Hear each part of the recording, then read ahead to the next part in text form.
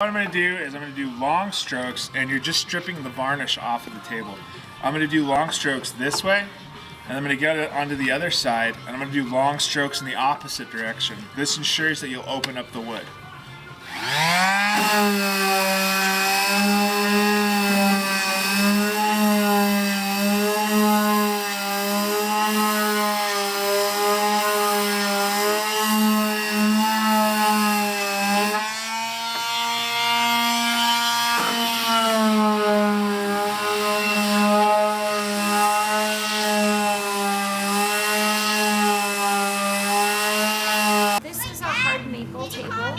And we've already done a rough sand with a 60 grit, and we have video of that for you. We've just done a light sand with the 220, and now what we're going to do is apply Weatherwood stain, let that soak in, and we'll let you see what that looks like.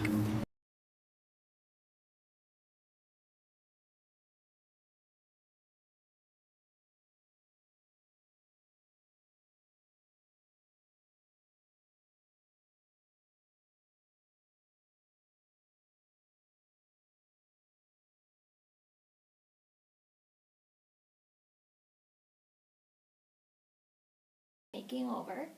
So Zach and I have already, we've applied stripper and we've sanded it, and then I applied a coat of our Weatherwood Stain Reclamation product because the table's a hard maple, and so we wanted this beautiful driftwood gray.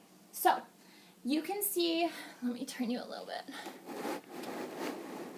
Sorry, I'm flying solo today, so I'm doing it all. You can see right here the driftwood gray color that the Reclamation turned our hard maple table. And you can see this very exciting new top coat that we're going to be releasing. And it's a European hard wax is what we're releasing, which is a really awesome top coat. It's more protection than your typical furniture wax.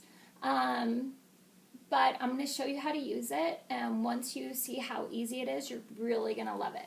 Okay, so you see I have gloves on because it's acrylic. I've already worked on this section, and I'm going to work right here in another section. I've got a clean cotton rag. You want to have a couple handy. You want to make sure that you've got some clean ones that you can trade out. Okay. So I'm going to work in this section. You could see about how wet my rag was. And what I'm doing is I'm just working the wax into all the grain. Sorry about the shaky table. I'll try to hold it. But what I'm doing is I am making sure that I don't have any overlap lines from where I just did in this section. I'm getting my rag pretty wet, and then I'm making sure it gets into all the pores of the wood. So maple is not very, it doesn't have like a very deep grain, but that would be especially important with oak, and there's a lot of oak furniture. So you want to make sure it gets down into all the little crevices. Now there's a slight pigment to this finish, and that's to help counterbalance. Typically a finish can darken the wood once it goes on, and so this little bit of white pigment is supposed to help.